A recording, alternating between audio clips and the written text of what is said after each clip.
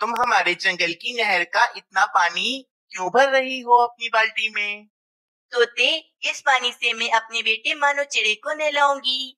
2 दिन हो गए हैं इसे नहाए हुए, इसीलिए आज फिर से मैं इसे नहलाऊंगी। वो तो ठीक है मीनू चिड़िया, परंतु तुम तो जानती हो कि 2 साल से हमारे जंगल में बारिशें नहीं हुई हैं और इसी कारण हमारे जंगल में सब फल सब्जियां और नहर का पानी सूखता जा रहा है। जहाँ तक के भोजन की बात है, वे तो हम दूसरे जंगल से खरीद लेते हैं, परंतु मुझे डर है कि कहीं इस नहर का पानी बिल्कुल ही सूख ना जाए। हाँ तोते, तुम ठीक कह रहे हो। इसी कारण मैं भी बहुत परेशान रहती हूँ। ना जाने हमारे जंगल में बारिशें कब होंगी।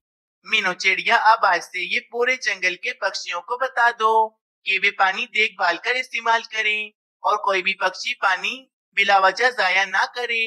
अगली सुबह हो जाती है। रानी कौवी कालू कौवे से कहती है, अरे कालू जी, कितनी गंदी बदबू आ रही है आपके पास से। उफ, रानी, अब मैं क्या करूं? अब ये गंदी बदबू तुम्हें और मुझे दोनों को बर्दाश्त करनी ही पड़ेगी। पहले मैं हर दूसरे दिन नहा लेता था, परंतु अब तो हफ्ते में सिर्फ एक बार ही नहाता हूँ मैं। सब पक्षियों का यही हाल था। जंगल में इस बार भी बारिशें नहीं होती और कुछ दिनों तक इस नहर का पानी इस्तेमाल करते रहते। एक दिन वे नहर बिल्कुल ही सूख जाती। पक्षियों, देखो तो जरा, कितनी ज्यादा गर्मी बढ़ गई है और इसी कारण हमारी नहर का पानी भी बिल्कुल सूख गया है। अब हम क्या करेंगे? पानी के बिना तो हम सब पक्षी प्यास से मर जाएंगे। ये क्या मुसीबत आ गई हमारे जंगल पर? पानी तो हमारी जिंदगी है। पक्षियों, मैं तो कहती हूँ कि अब सिर्फ मिट्टू महाराज ही हम पक्षियों को पानी दे सकते हैं। हाँ हाँ बुलबुल बहन, बिल्कुल ठीक कह रही हो तुम। चलो सब पक्षियों, मिट्टू महाराज के पास चलते हैं। फिर सारे पक्षी मिट्टू महाराज के महल की तरफ चले जाते हैं। मीनू चिड़िया मिट्टू महाराज को सारी समस्या बताती है और मिट्टू महाराज बहुत ज्यादा परेशान हो जाते हैं। पक्षियों, ये समस्या बहुत ही बड़ी है और मैं भी बहुत ज्यादा ही परेशान हूँ, परंतु मैं महाराज हूँ और मैं अपने जंगल के पक्षियों को प्यास से मरने नहीं दूंगा। मैं दूसरे जंगल से तुम सबके लिए पीने के लिए पानी खरीद लूंगा, परंतु हमारे राज्य के पास इतने पैसे नहीं हैं कि हम पक्षियों के लिए पीने का पानी खरीद सकें। परंतु मिट्टू महाराज, हम बिना नहाए कैसे रह सकते हैं? हम सब पक्षियों के पास से कितनी बुरी बदबू आ रही है। मीनू चिड़िया, पीने के लिए पानी मिल रहा है, यही बहुत है हमारे लिए, वरना हमारे पास तो इतने पैसे नहीं कि हम पीने के साथ साथ नहाने का पानी भी खरीद सकें। फिर अगले दिन मिट्टू महाराज का सैनिक सब पक्षियों के घरों पर एक एक मटका पीने का पानी दे देता है। ये पानी तो इतना कम है कि हम इस पानी से अपना मुंह भी नहीं धो सकते हैं।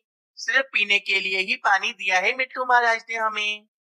बस इसी तरह रोजाना पक्षियों को पीने का पानी मिल जाता था, परंतु पक्षी बिना नहाए अपनी जिंदगी गुजार रहे थे। अगले दिन सब पक्षी एक साथ बैठे होते हैं और बातें कर रहे होते हैं। रानी, मैं अगर एक हफ्ते नहीं नहाता था तो तुम मुझे ताने पर ताने देती थी, और आज देखो पूरे 2 हफ्ते हो गए हैं, हम में से किसी पक्षी ने भी नहीं नहाया है। परंतु कालू जी, अभी भी सबसे ज्यादा गंदी बदबू तो सिर्फ आपके पास से ही आ रही है। अरे रानी, क्या तुम भी सबके सामने मेरी बेइज्जती करती रहती हो? अच्छा अच्छा कालू जी, मैं तो मजाक कर रही थी। सब पक्षियों के पास से गंदी बदबू आ रही है, बस। बस फिर क्या था, दिन बीतते जाते हैं। सब पक्षियों को बिना नहाए 1 महीना गुजर जाता है। पूरे जंगल में एक अजीब सी बदबू फैल जाती है, जिससे सब पक्षी बहुत परेशान हो गए थे। पक्षियों, मैं तो बहुत ज्यादा परेशान आ गई हूँ बिना नहाए, और अब तो हमारे बच्चे भी बीमार होने लगे हैं और हमारे जंगल में तरह तरह की बदबू भी फैलने लगी है अब। मीनू चिड़िया, परंतु अब हम क्या कर सकते हैं? अगर पीने वाले पानी से हम सब पक्षी नहा लेंगे तो पूरा दिन हम सब पक्षियों को प्यासा रहना पड़ेगा। पक्षियों, हमें इस समस्या का कोई हल निकालना ही होगा। मैं तो नहाने के लिए तड़प रहा हूँ। किसी भी तरह बस मुझे पानी मिल जाए। हाँ मीनू चिड़िया, अगर हम नहाने के लिए दूसरे जंगल जाएं, तो उस जंगल के पक्षी हमें मारकर भगा देंगे और अपने नहर के पानी से हमें नहाने नहीं देंगे। ठीक कह रहे हो तुम तोते, परंतु आसमान पर भी तो कोई बादल नहीं नजर आ रहा। लगता है इस बार भी हमारे जंगल में बारिशें नहीं होंगी। कुछ दिन ऐसे ही चलता है। एक दिन मीनू चिड़िया बैठी होती है, तो एक छोटा बादल मीनू चिड़िया के पास आता है। मीनू आंटी, मुझे पता है कि आप सब पक्षी बारिश ना होने की वजह से कितने ज्यादा परेशान हैं। छोटे बादल वो तो है, परंतु कितना समय हो गया है किसी भी बादल ने हमारे जंगल में बारिश नहीं की है। मीनू आंटी, आपको पता है कि हमारे सभी बादल आप सब पक्षियों से बहुत ही ज्यादा गुस्सा हैं और इसी कारण वे आपके जंगल में बारिश नहीं कर रहे हैं। पर छोटे बादल, हम सब पक्षियों ने ऐसा क्या किया है जो सभी बादल हम पक्षियों से नाराज हैं? वो तो मुझे पता नहीं मीनू आंटी, ये बात तो आपको हमारे बड़े बादल से आकर पूछनी होगी। ये कहकर वे छोटा बादल वहां से चला जाता है और मीनू चिड़िया फौरन कालू कौवे के पास जाती है। पर मीनू चिड़िया, हम पक्षियों ने ऐसा क्या किया है जो सब बादल हम पक्षियों से इतना नाराज हैं? कालू कौवे, वो तो हमें बड़े बादल से ही जाकर पूछना होगा कि सब बादल हम पक्षियों से आखिर क्यों नाराज हैं। फिर मीनू चिड़िया और कालू कौवा बादलों के पास चले जाते हैं। अरे मीनू चिड़िया, कालू कौवे, तुम दोनों यहाँ पर क्यों आए हो? मैं तुम दोनों से बहुत नाराज हूँ। चले जाओ यहाँ से। बड़े बादल जी, एक बार तो हमसे बात करें। मैं ये बात जानना चाहती हूँ कि आप सभी बादल हम पक्षियों से इतना नाराज क्यों हैं? हाँ बड़े बादल जी, मैं भी ये बात जानना चाहता हूँ कि आखिर हमने ऐसा क्या कर दिया जो आप सभी बादल हमारे जंगल में बारिशें नहीं कर रहे हैं। तो सुनो मेरी बात। जब कुछ समय पहले मेरे दो बादल तुम्हारे जंगल में बारिश करने के लिए गए थे, तो उस दिन, अरे दोस्त, आज तो मैं पानी से पूरी तरह से भरा हुआ हूँ। आज मैं इस जंगल में बहुत तेज बारिश करूंगा। अरे कबूतर भाई, देखो तो आसमान पर कितने काले काले बादल छा गए हैं। लगता है जंगल में बारिश होने वाली है। तोते भाई, बारिशें तो मुझे बहुत बुरी लगती हैं। हमारे लिए मुसीबत है ये बारिशें। एक तो इन बारिशों की वजह से हमारे घर टूट जाते हैं, और तो और हमारे जंगल में सैलाब भी आ जाता है। हाँ कबूतर, तुमने एकदम ठीक कहा कि बारिशें तो बहुत बुरी होती हैं। मैं तो कहता हूँ कि आज भी अगर बारिशें ना हो तो अच्छा है। अरे दोस्त, ये पक्षी क्या बातें कर रहे हैं? इन्हें तो बारिश बिल्कुल भी पसंद नहीं है। ये हमारे बारे में कितनी बुराइयां कर रहे हैं। अब तो मैं इस जंगल में बारिशें करूंगा ही नहीं।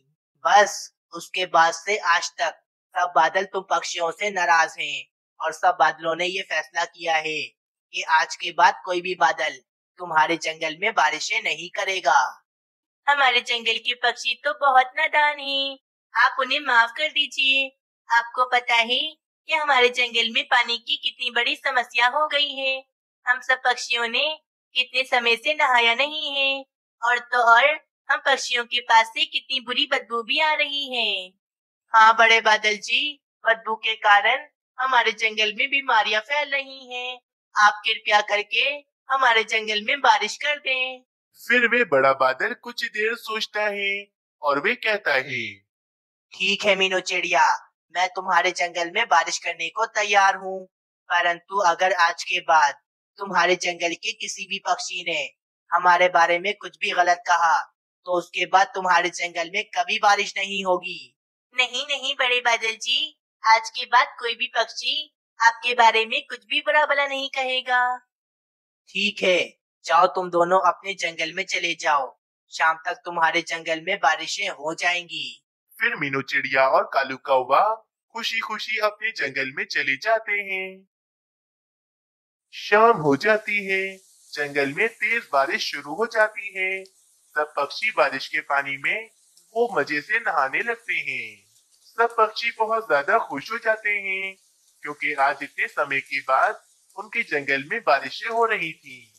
इस कहानी से हमें ये सीख मिलती है कि हमें हमेशा साफ सुथरा ही रहना चाहिए क्योंकि गंदे रहने से गंदगी और बीमारियां फैलती हैं। जंगल में काले काले बादल छा जाते हैं और कुछ ही देर में तेज बारिश शुरू हो जाती है। जंगल के सभी पक्षियों ने भी अपने लकड़ियों के पक्के घर बना लिए थे और वे अपने घरों में सुकून से रह रहे थे। लेकिन उसी जंगल में एक मीनू चिड़िया ने अभी तक अपना लकड़ी का घर नहीं बनाया था। इस बार तो मैंने बारिशों में अपना लकड़ियों का पक्का घर भी नहीं बनाया है। कितनी तेज बारिश हो रही है, मैं क्या करूं? इस बारिश का पानी तो कितना ठंडा है। अगर मैं इसी तरह बारिश में भीगती रही तो मैं बीमार हो जाऊंगी। और फिर मीनू चिड़िया बारिश से बचने के लिए अपने लिए कोई जगह तलाश कर रही होती है। ये ठीक बना लिया मैंने।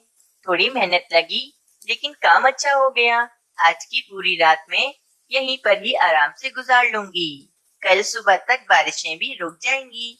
फिर मैं जाऊंगी और लकड़ियां खरीद कर लाऊंगी और उन लकड़ियों से मैं अपना एक पक्का घर बना लूंगी। ये बड़े बड़े पत्ते ज्यादा दिन तक नहीं टिकेंगे।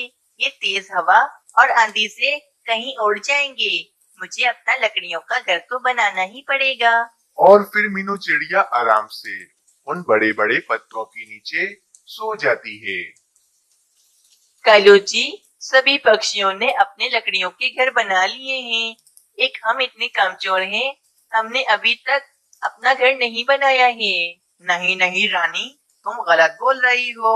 हमारे अलावा इस बार मीनू चिड़िया ने भी अपना घर नहीं बनाया है। मीनू चिड़िया भी लगता है हमारी तरह ही आलसी हो गई है। कालू जी, मीनू चिड़िया कभी भी आलसी नहीं हो सकती। किसी समस्या के कारण मीनू चिड़िया ने अपना घर नहीं बनाया होगा। लेकिन आप देखना, कल सुबह ही मीनू चिड़िया अपना घर बनाएगी। और मुझे पता है ये बारिशें ऐसे नहीं रुकेंगी, ये कुछ दिन तो चलेंगी। इसीलिए हमें भी अपना लकड़ियों का घर बना लेना चाहिए। हम कब तक इस छाते के नीचे बैठे रहेंगे? और तुम्हें पता है ये छाता भी मेरी माँ ने मुझे जहेज में दिया था। हाँ हाँ पता है, ज्यादा याद दिलाने की जरूरत नहीं है। कल सुबह मैं जाऊंगा और बाजार से लकड़ियां खरीद कर लाऊंगा और अपना भी एक लकड़ियों का घर बना लूंगा। पर कालू जी, हमारे पास लकड़ियां खरीदने के लिए भोजन कहाँ है? हम कहाँ से लकड़ियां खरीदेंगे? तुम बिल्कुल भी चिंता मत करो। कल मैं अपने भाई बबलू कौवे से कुछ भोजन उधार पर मांग लूंगा। वो मुझे मना नहीं करेगा। इसी तरह बातें करते करते कालू कौवा और रानी कौवी भी सो जाते हैं।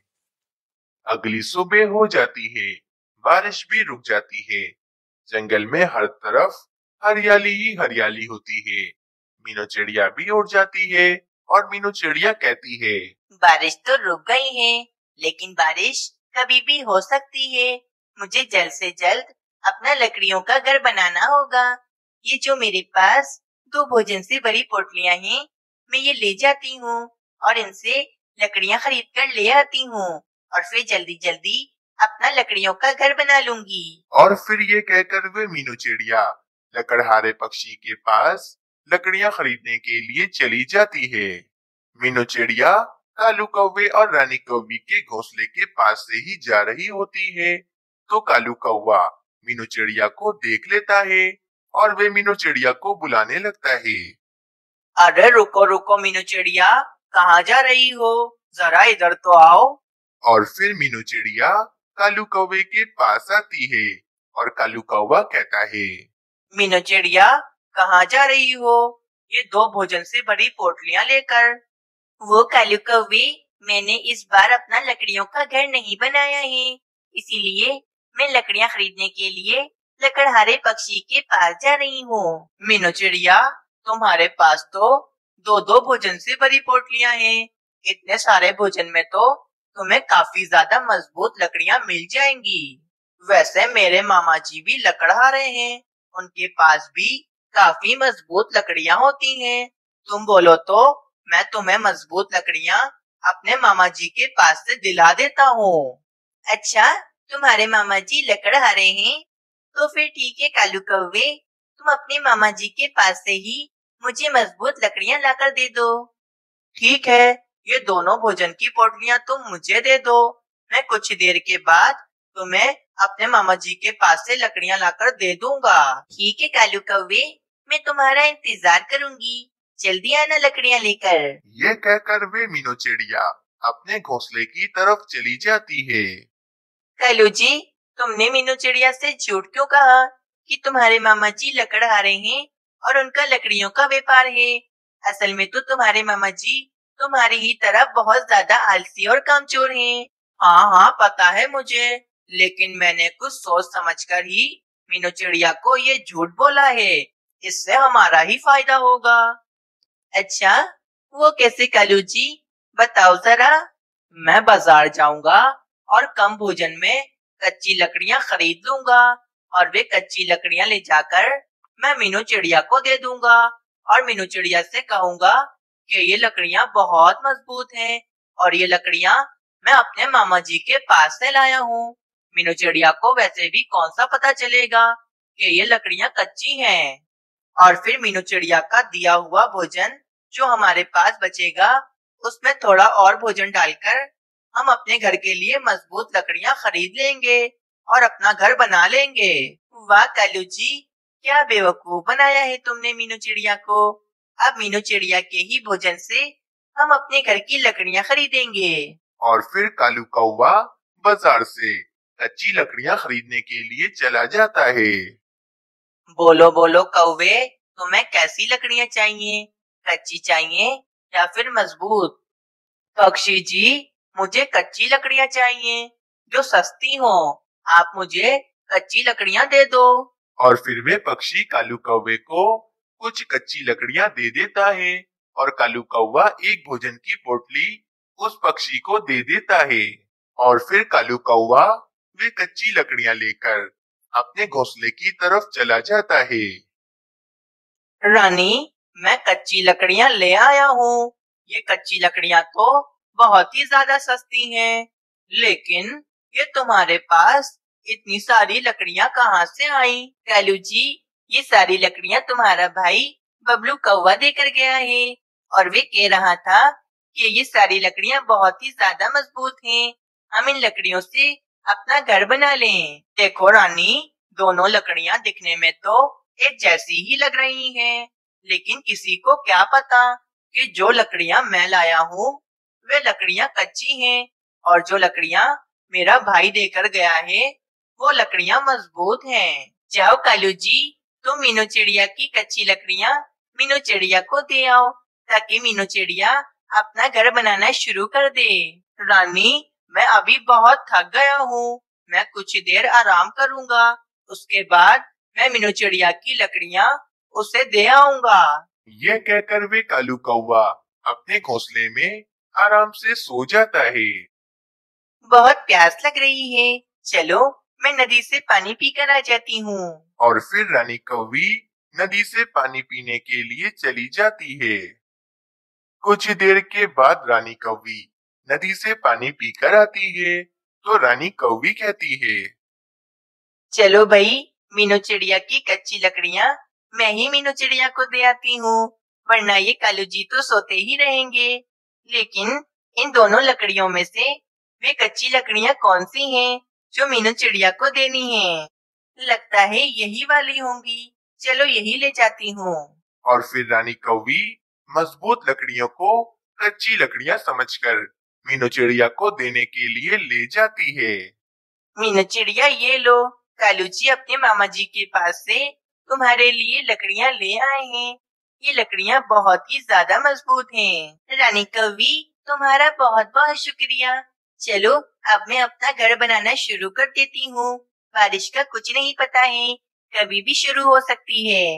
और फिर रानी कौवी भी अपने घोंसले की तरफ चली जाती है और मीनू चिड़िया अपना घर बनाना शुरू कर देती है।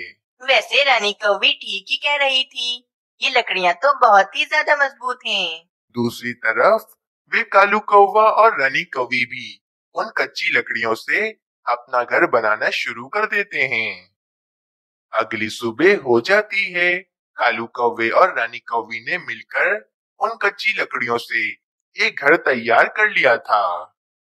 रानी, हमने अपना लकड़ियों का मजबूत घर बना लिया है। अब हम इस घर में आराम से रहेंगे। देखो, आसमान पर काले काले बादल छा गए हैं। मतलब कुछ ही देर में बारिश भी शुरू होने वाली है। मैंने अपना घर भी बना दिया है और अपने घर को रंग भी कर दिया है। कितना सुंदर दिख रहा है मेरा घर।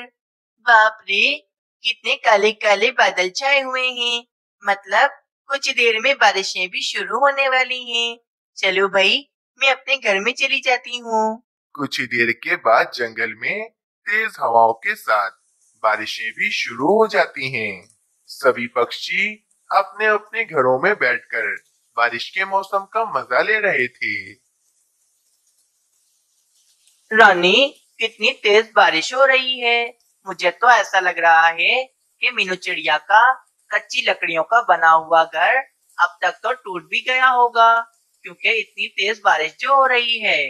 हाँ कालू जी, मुझे भी ऐसा ही लगता है कि उस मीनू चिड़िया का घर अब तक टूट फूट गया होगा। रानी कौवी इतना कहती ही है कि तेज बारिश की वजह से उनके घर की छत टूटकर हवा में ही उड़ जाती है। अरे भाई रानी, ये हमारे घर की छत कैसे टूट गई? हमारे घर की लकड़ियां तो बहुत ही मजबूत थी। कालू जी, लगता है तुम्हारे भाई बबलू कौवे ने मुझसे झूठ कहा था कि इस घर की लकड़ियां मजबूत हैं। नहीं नहीं, मेरा भाई बबलू कौवा कभी झूठ नहीं बोलता है। रानी, कहीं ऐसा तो नहीं कि वे मजबूत लकड़ियां तुमने मीनू चिड़िया को दे दी हो और मीनू चिड़िया की कच्ची लकड़ियों से हमने ये घर बनाया हो। कालू जी, दोनों लकड़ियां एक साथ ही रखी हुई थी। ये पता ही नहीं लग रहा था कि कौन सी लकड़ियां मजबूत हैं और कौन सी कच्ची। शायद मैंने मीनू चिड़िया को वे मजबूत लकड़ियां दे दी हैं। ये तुमने क्या किया रानी? अब हम क्या करें? हमारा घर तो टूट गया है। अब हमें इस तेज बारिश में ही भीगना पड़ेगा। कालू जी, हमने मीनू चिड़िया के साथ गलत करने का सोचा। शायद ये हमें उसकी सजा मिली है। इस तरह कालू कौवे और रानी कौवी को अपनी गलती की सजा मिल जाती है और वे पूरी रात बारिश में ही भीगते हैं।